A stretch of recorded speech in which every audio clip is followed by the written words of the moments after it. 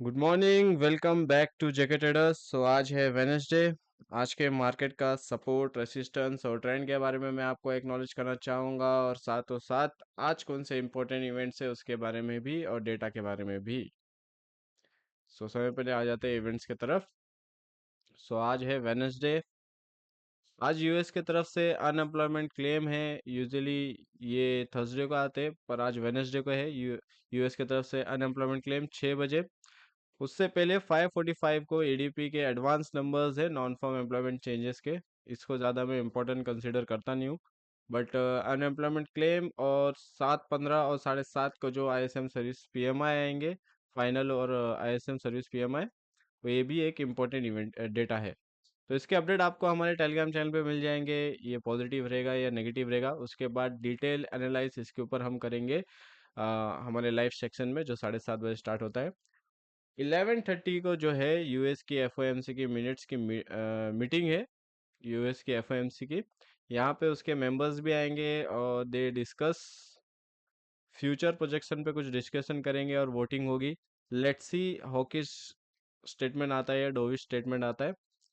कल के इसमें माइल्ड हॉकी स्टेटमेंट निकल के आया। कल जो फेड की और एफओएमसी फेड की और यूरो की प्रेसिडेंट की स्पीच थी, जिसके अंदर फेड ने ये कहा, चेयरमैन पॉवेल ने ये कहा कि जो प्रीवियस डेटा आए इन्फ्लेशन के, वो काफ़ी प्रोग्रेसिव आए हैं, यानी कि उससे हमें उन्हें इन्फ्लेशन कम होता हुआ नज़र आया है।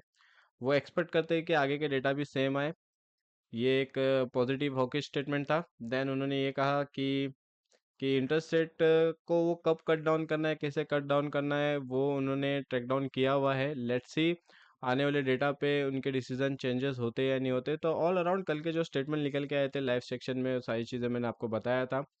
वो माइल्ड हॉकिश था। मार्केट के अंदर उसके अंदर ज़्यादा मूवमेंट उसके बिहाफ पे आया नहीं।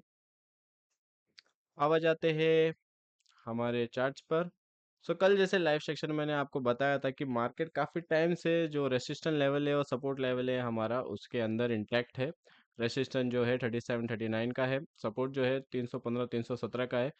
मार्केट लगभग कल का दिन काउंट करेंगे तो 3 दिन से मार्केट ये रेंज में है।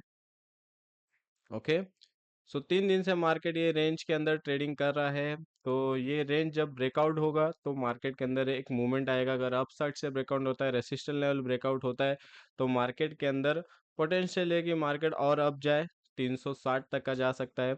इफ डाउन साइड से ब्रेकडाउन होता है तो देयर चांसेस मार्केट फिर से 300 290 के रेंज पे आ जाए। ये एक रेंज मार्केट ने बना के रखा है, जिसे कहते हैं हम साइडवेज जोन। और जैसे मैंने आपको मंडे को ही कहा था कि जब कोई भी बड़ा इवेंट होता है, जैसे ये हफ्ते ये मिनट्स की मीटिंग भी एक इम्पोर्टेंट इवेंट्स है, एफएमसी की मीटिंग, और फ्राइडे को जो है एनएफपी के नंबर्स है, अनएम्प्लॉयमेंट रेट्स है, और एवरेज अर्ली अर्निंग्स है, ये भी एक इम्पोर्टेंट इवेंट्स है।